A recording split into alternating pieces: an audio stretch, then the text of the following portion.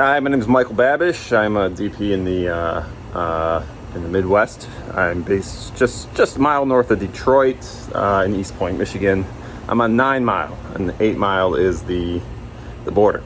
So yeah, I work Michigan, Ohio, Indiana, Illinois sometimes. I even go as far as Pittsburgh. I love working Pittsburgh, or anywhere really if you want to fly me out. So basically what I'm doing now is I'm going to start vlogging my setups and more behind the scenes things, just to kind of, I don't know, take an archive of it.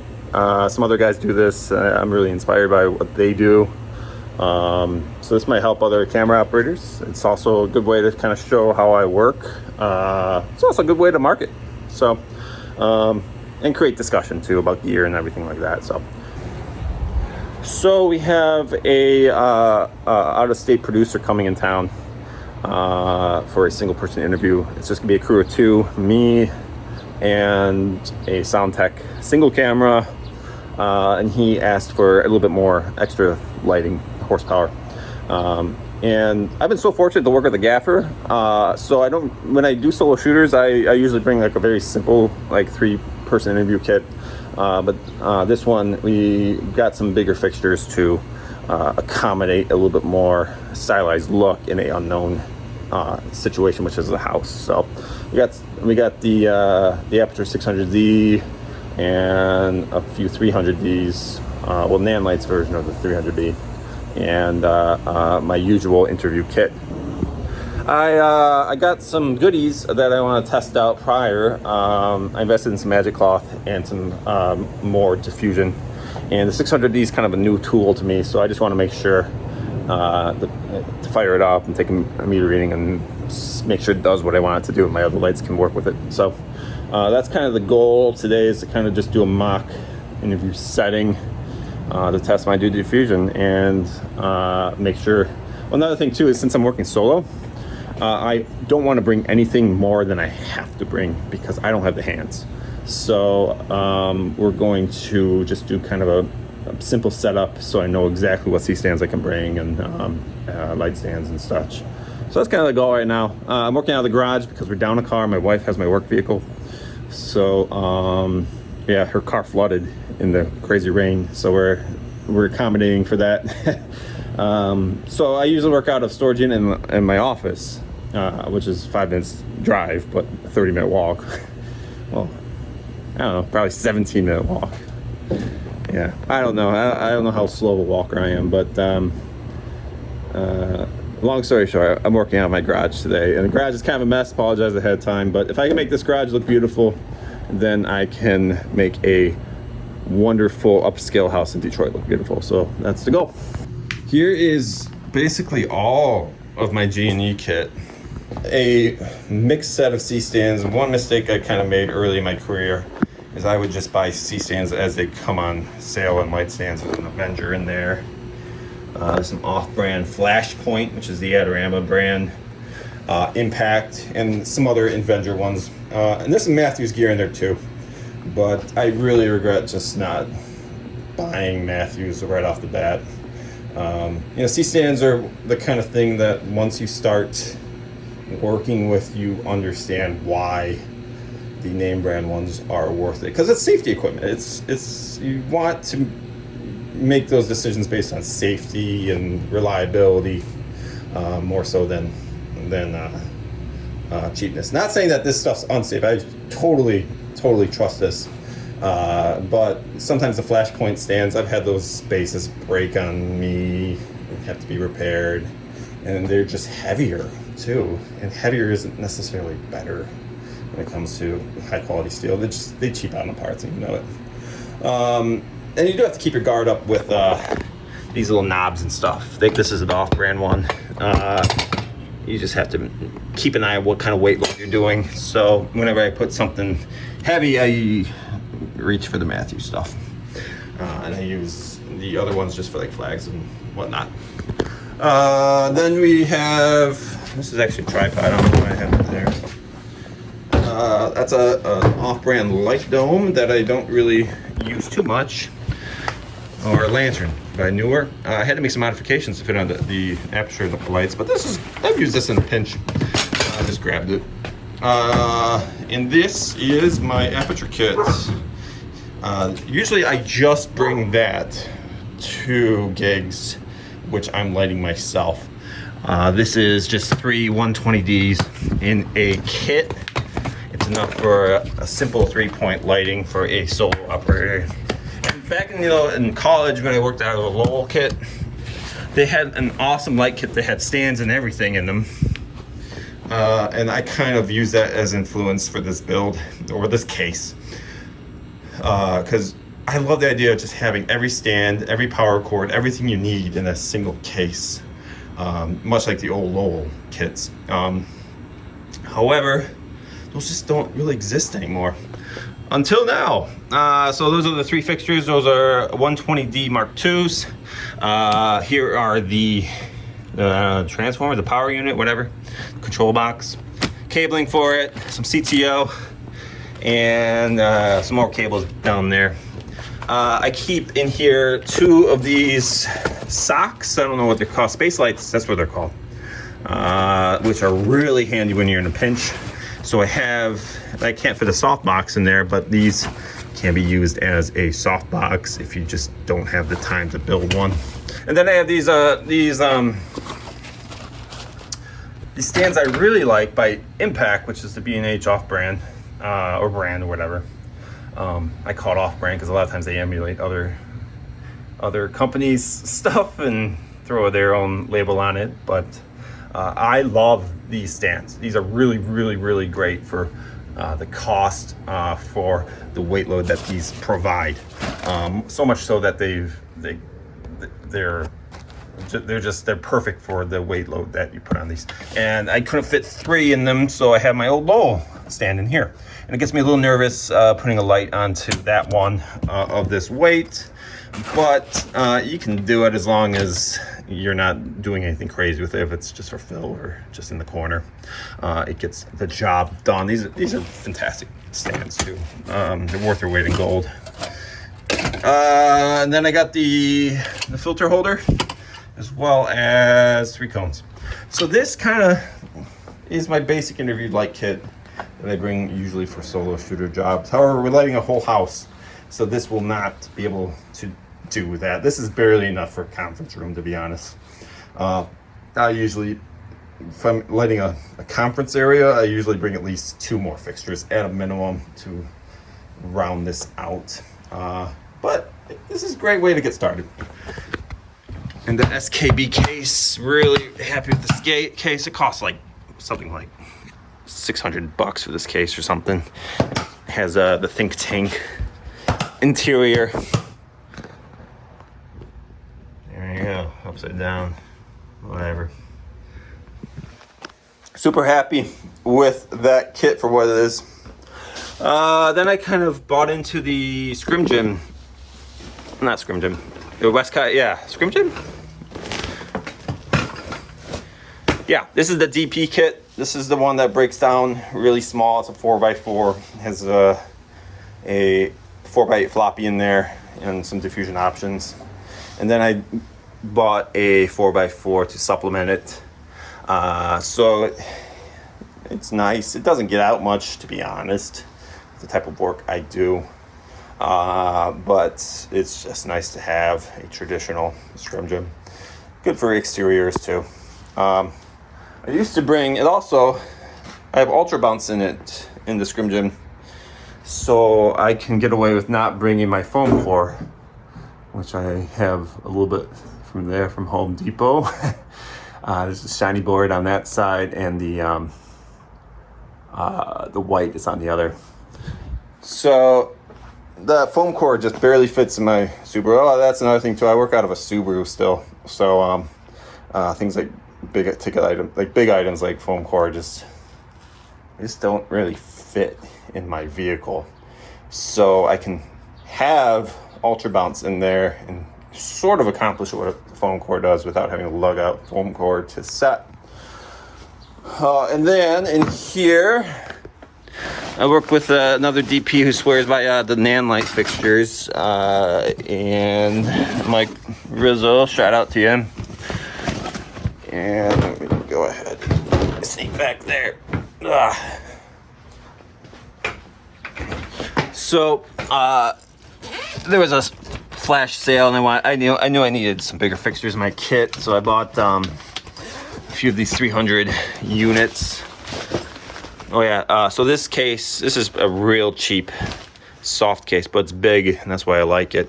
So I use this for my modifiers. This is the Light Dome, the Mini, and the traditional Light Dome 2 by Aputure. And then these are these nan light fixtures. They have the supposedly output of a 300D.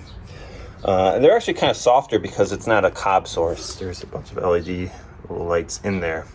So it can be actually more pleasing on skin tones.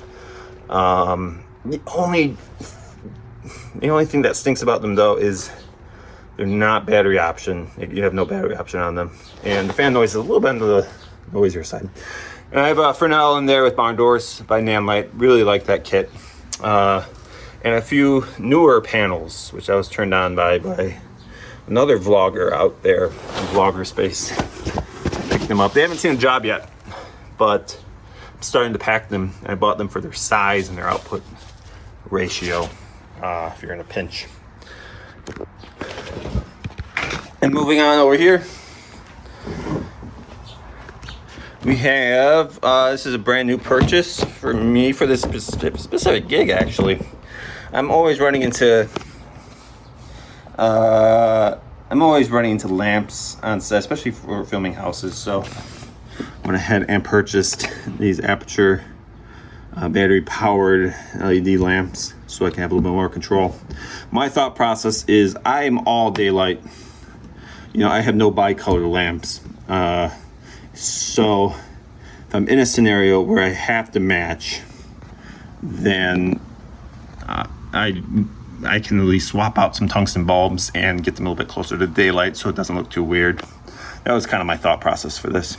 Eventually, if I keep doing more solo shooter and lighting my stuff, I'm gonna probably end up with bicolor everything. But right now, as a DP, I usually work with the gaffer and have them supply equipment. So I just decided to stick with daylight to get as much output as possible. Because when you buy bicolor, actually, the output is never the same as if you strictly get daylight, because they have to share the fixture. Half the fixture has to be yellow and the other half has to be blue. Fun fact.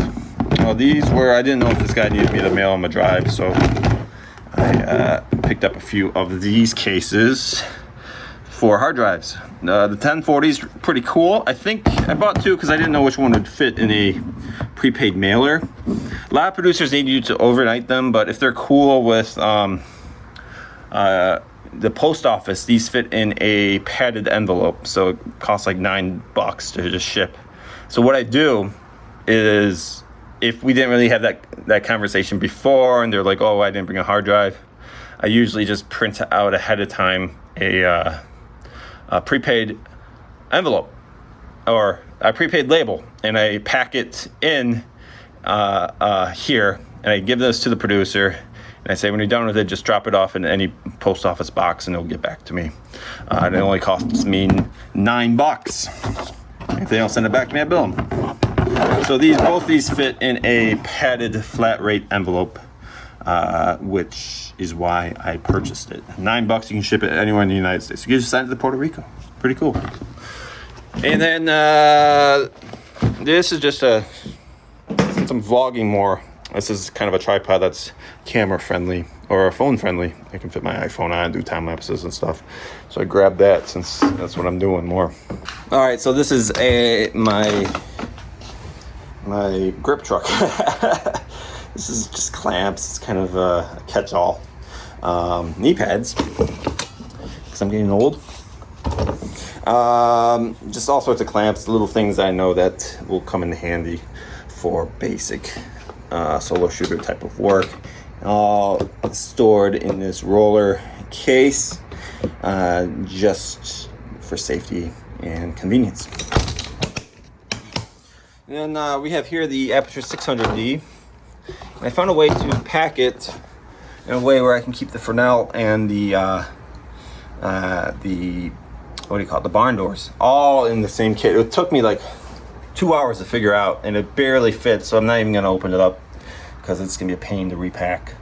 But there's a way to do it. It would be a lot easier without the barn doors, and I might, if I'm packing them in a rush, I might just throw the barn doors in the car to get home.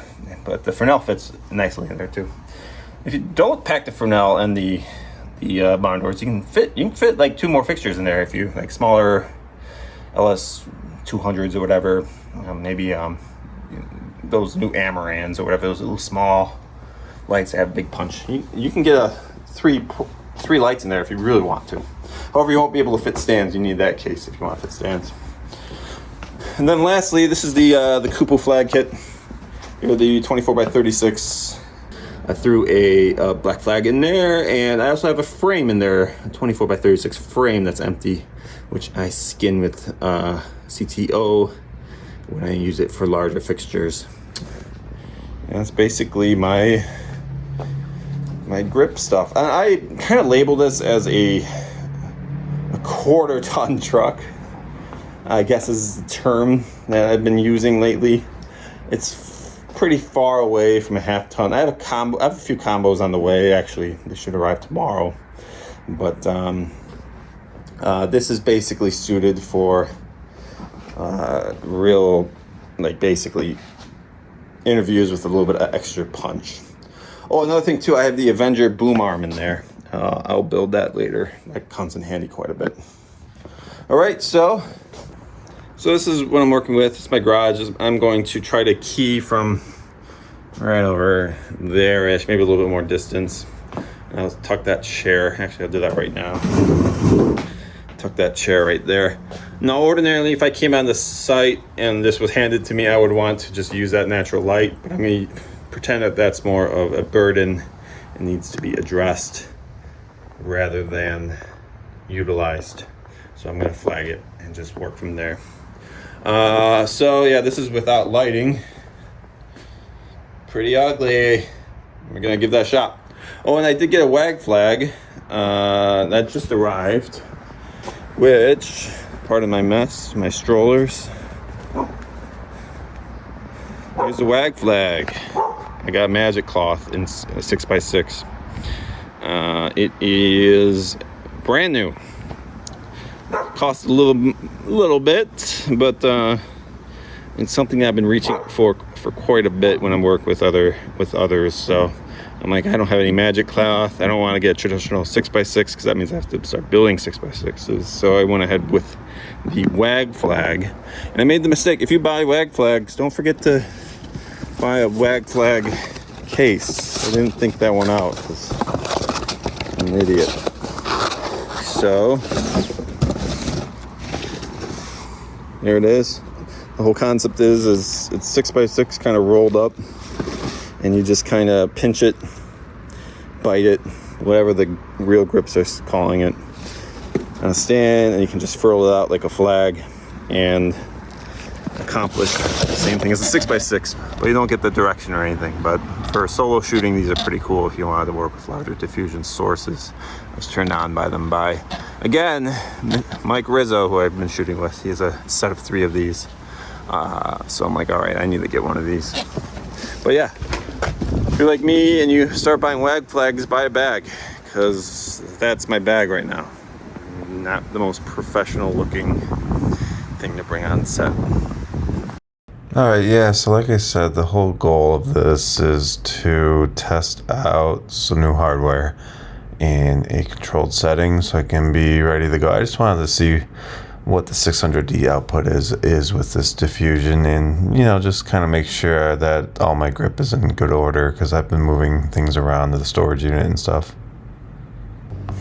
Hey, so this is kind of the setup. This basically is my key. I got the Aputure 600D right on up there on my Avenger roller stand with a traditional light dome too, which does work with this light as long as you don't use the inner baffle and it is compatible.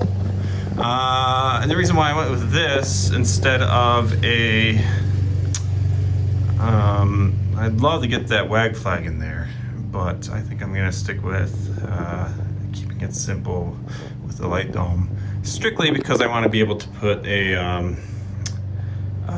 this net in the front of it, so I can. Our subject basically is wearing a white lab coat, so I'm briefed, and so I want to have this available in place so as to take a stop or so off of their wardrobe, and while still hitting their face, because we have an African American subject with a white lab coat.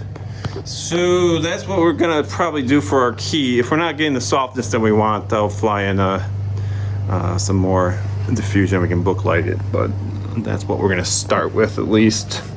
And then over here, my instructions were moody, so we have this 4x8 and a 4x4 right now, floppy, from the Scrim Gym kit, ready to go. Just walk that in as close as we can to her face. And then up here, I don't have my V-mounts are in the office, but we have this newer panel, which I am a fan of. It'll kill that reflection on my Avenger boom right up there. These are cool little bicolor panels that I was turned on by another vlogger, Cranky Cameraman specifically. Shout out to him. Saw these go on sale, and so I picked up a few. They're great disposable, lightweight panels that diffuse pretty well and have good output, so I went ahead and grabbed a handful of them strictly for this application. I've never used it as a backlight, but I think it's gonna be pretty good. I actually got them for like cheap green screen kind of stuff. And here is, oh, and then I just kind of did that just to kill spill just for this test. And then there is my Avenger C stand. All my bags are in the office too. I found these though laying around, so if I need more ambience, I usually just take another fixture and shoot the wall with a Fresnel or two for fill. So that's usually what I do for that situation. I don't have a fill in place yet. I'm gonna meter this and see where I'm at. I don't really know if I need one because the direction was moody. We might be able to get away with a single key with no fill. But if I do need a fill, I'll probably just put something real, some type of bounce right here and call it a day. I'll use this in a minute. Anyway, this director is pretty specific on what type of ratio he wants. 2-to-1. It's not that specific. It's a pretty common request, but he did ask for it, so I'm just gonna see if I can accomplish that in my garage with a single light with ambient fluorescent fill. Obviously, it'll be completely different on location, but yeah, I got it. I'm taking the time to test stuff. Why not? I'm also kind of curious because I will be building my wag flag. I'm also kind of curious how many stops it really takes off once we add additional diffusion. So this is kind of what I settled on for the best looking thing for this setup. So we're at 100% now on the 600D up there. I took that grid off with the magic, I keep calling it magic eraser, magic cloth, wag flag, 6x6. Right there. I was playing with that. This might still be pretty appropriate. That net, we'll have to just play with that and fly it in as needed. I think I'm not going to introduce it unless it bothers me. Then we'll have it on hand. And negative.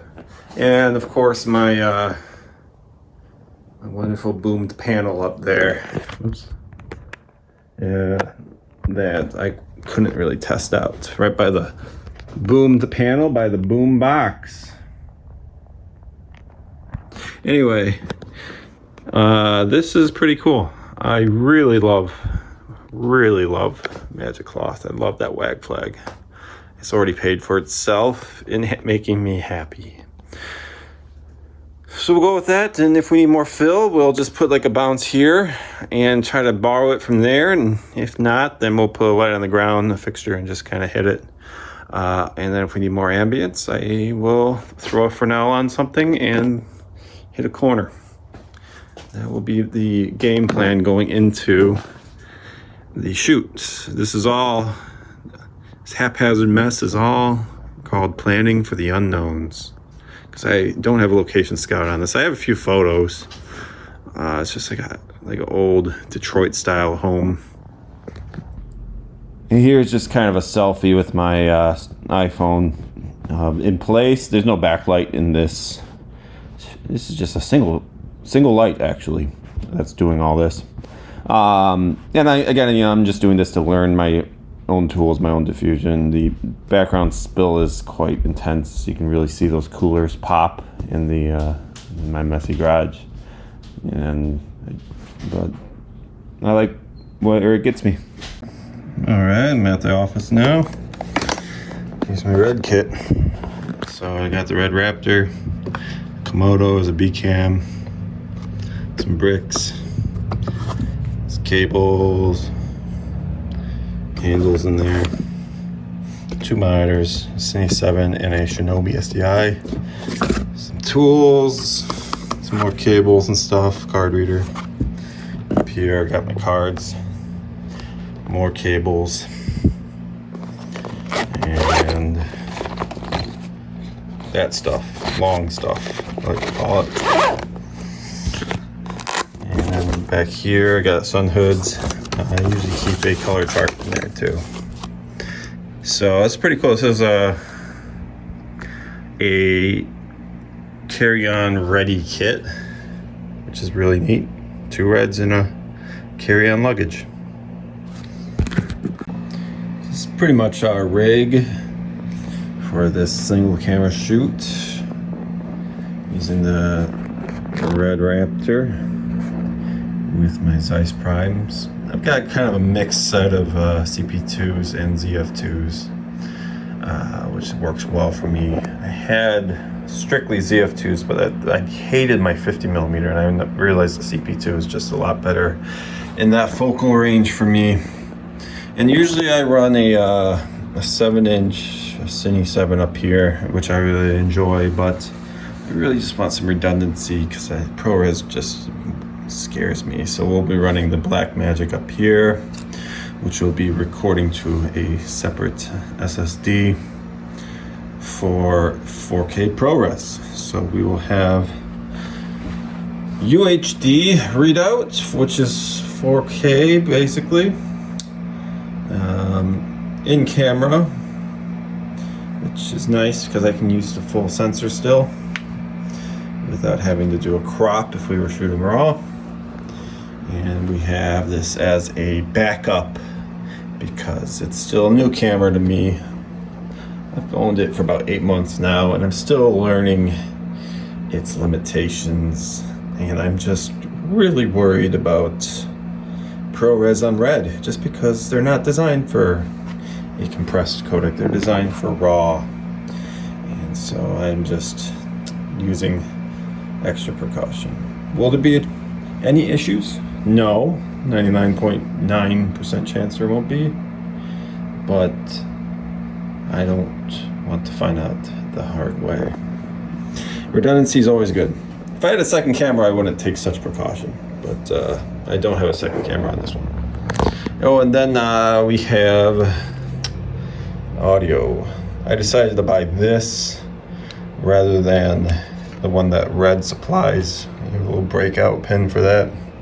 The ones made by RED are nice because you can mount it to a cage or whatever. It's just an off-brand one.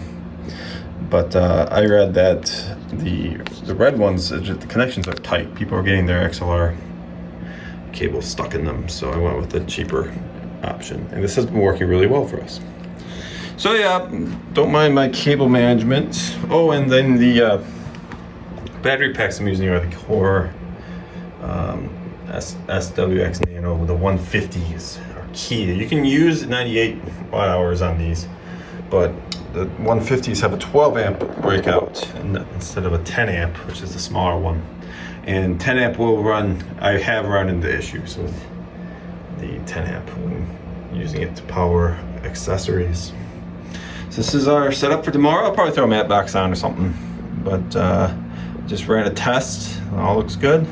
I was a little worried actually about, this is another reason why it's important to tech cameras. Another reason I was worried about ProRes is I was reading that some people were having issues with it only recording 2 channels on the Raptor, and it ends up being the internal channel. And so I was like, oh shoot, they're gonna want, they want a baked-in look, so I assume they want ready-to-use audio on it as well. So I wanted to just run a quick test and make sure when shooting ProRes 4K on the RED VRAPTOR using an external microphone that it will end up in the file, because I heard one guy complaining about it, and that's why it's important to join Facebook groups and to just hear what other people are doing with, who are basically doing the same thing you are. I think that guy, I think his issue was he had internal and external recording on it at the same time, and I got a feeling the internal mic overrode the external. So one interesting thing is I only got 2 channels in recorded on ProRes, but it was an external mic on the 2nd channel, even though it's technically the 4th channel on here. So if you're using an external mic, just turn off the internal mics and you'll be fine, because I was getting audio. I could test it further and try to do internal and external and see if all 4 channels end up in the ProRes file, but I don't need to for this gig, so I'm gonna just skip that test and start getting ready for tomorrow, because I'm happy with the camera. But you always have to check those things, especially with higher end cinema cameras like this one, where audio is kind of an afterthought. We're here on location. I rarely have time to get any footage when I'm on location working alone, but I managed to sneak off this shot. So basically the Light Dome 2, a newer panel on there for hair light, and then the B7Cs by Aputure really came in handy on this shoot, as anticipated, for the lamps that I stole, which were peaking in frame. Couldn't get the WAG flag in. It was not enough room. I could barely even get that light dome in, to be completely honest, but we basically got there with this setup. The 600D really was great. We only had it at like 30% from this angle to be able to adequately exposure, and it had a lot of room, and the Raptor was really doing well. Here's a still coming up to give you an idea of how it combated with those windows in the background. All that detail is lovely, and I could have even gotten more detail if I wanted to, simply because my key was only at like 30%, and there was just so much ambience in this room already. So I could have, I don't know, hiked it to like 60% or something before it would start to look too spicy on her, probably, to try to get even more detail out of those windows, but I just decided not to. I kind of like the blown out look. It looks natural. So the only thing I would really love to have done here is I would have loved to fly in that net to try to take off her stop off her jacket, and I would have absolutely loved to get that 6x6 WAG flag up, but we were happy, the director was happy, everyone was happy, and it was a great image. And of course it's a wide shot, kind of framed shot of 4K for 1080p deliverable, so that they can crop in as needed. I could have delivered up to 8K with this camera, but that starts to get a little ridiculous. And this is just I believe the standard LUT that RED provides, or Rec 709 LUT, kind of just baked in the image to give to the client for just a fast turnaround time for him. You just sound like you didn't want log or anything like that, which is totally cool. So many of these corporate and agency type of gigs where I call them shoot and scoot gigs, where they just kind of show up, we shoot, and then they scoot along, and you don't really hear from the producer for a year or two until they come back in town with another interview. The request for a camera is almost every time either an FS7 or an FX9 or an FX6 Sony camera body. That is just industry standard equipment, to be honest, in the agency corporate world. And of course Canon too, but Sony really gets the preference. That's what the market is dictating. But I'm invested in RED. I needed to buy a few REDs for some commercial clients of mine who are working in the national space. So the way I handle Sony requests is I just tell the client, listen, I'm a owner operator and I am invested in RED. And the cost of renting an FX9 is actually the same cost as renting a Komodo. So why don't we just shoot this on a Komodo? And to be honest, 9 out of 10 times clients are thrilled to have a RED on set. And that was the case with this client. He requested, I believe, an FX9. I told him, hey, let's just shoot it on the Komodo. It's the same price. He was cool with that. And I gave him the free upgrade to the Raptor because I knew I was going to do a lengthy vlog on my workflow and I wanted to show off the big guns. The Komodo is a lot more fun to work with as a solo operator. Just that little screen on top is a delight and very handy. This is more designed for crews, so I usually, like when I do solo shoot, I prefer the Komodo over the Raptor, and the image is quite comparable. You just get a little bit more dynamic range out of the Raptor and better low light performance. Oh, and the Komodo has so much better battery life too. It's like 4 or 5 times better than the Raptor. This camera is a bit of a battery hog, not as bad as other cameras, but it's still another thing to wrangle. All right, well, that's pretty much it. Kind of the behind-the-scenes prep before a simple interview. This is, how a secondary market DP makes their living, basically, is these type of gigs. A little bit more prep than usual for this particular one, just because of it's been a second since I actually lit a scene. I've just been so deeply immersed in the commercial world that I haven't been striking at the typical corporate agency interview B-roll kind of thing. And of course, like I said, I wanted to test out some new diffusion. So it doesn't usually take that much prep, but sometimes it does.